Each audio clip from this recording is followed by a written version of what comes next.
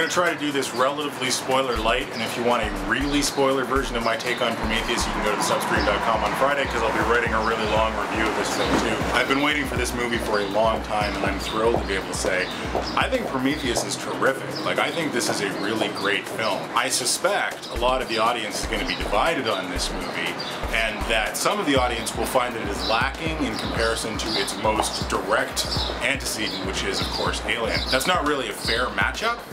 Alien has a significantly easier job to do than Prometheus. Alien, for all of its trappings, is just basically a slasher movie.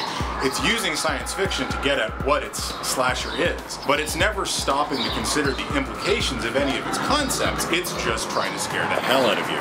Prometheus, on the other hand, is actual true science fiction, which means it is stopping to contemplate the meaning of the ideas behind the science fiction framework the story's being told in. That's a lot harder to do, and I'd argue that the film is basically completely successful at doing that. So, in Prometheus, a bunch of humans find some cave paintings which indicate that the human race may have been engineered by an alien race millions of years ago, and they go off into the cosmos to find those people. The first two acts of the film are basically like a Star Trek episode, as these guys are kind of wandering around on an alien world and getting into various kinds of trouble.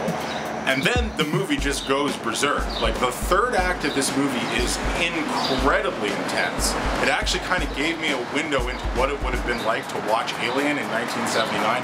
I was completely freaked out. I'd argue if you can't handle the Fincher version of The Girl with the Dragon Tattoo, this is probably too much movie for you. It certainly affected me. The film is obviously incredibly well made. It is relentlessly edited. I would say that Ridley Scott probably learned something from doing his director's cut of Alien for the DVD about 10 years ago. The only director's cut in history where he added things to the movie and yet the running time is shorter because he just kind of pruned the whole thing down. Prometheus feels just as focused, and if anything, even faster and more kind of on mission of what it's trying to do.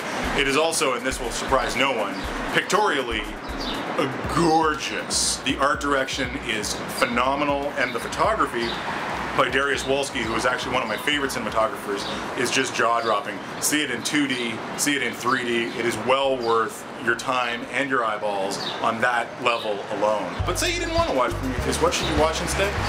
Well, and here's where we really cut the balls off the concept of watch this instead, because I'm saying the film is exceptional. But it really reminded me of Star Trek: The Next Generation, which is one of my favorite shows from when I was growing up, and I was 11, 12 when I started watching it, so it was really one of my first introductions to science fiction and the things that it could do. Next Gen's being re-released on Blu-ray starting in July, but what I want you to do is wait until the 6th season is released, because there's an episode in there that's basically exactly like Prometheus. It's called The Chase, and it's about Picard and his crew discovering that the entire human race was seeded by an alien race millions of years ago. And what I love about it is Star Trek in continuity, explaining why all of the aliens on Star Trek look like human beings, because they were all seeded by the same human-like race millions of years ago, when the out-of-continuity reason for it is, of course, they just never had enough money. Go see Prometheus. I highly recommend it. It is an intense film, so your mileage may vary on that regard, but it is otherwise, I think, an incredible encapsulation of everything Scott did with the original film and everything that science fiction can do in filmmaking today.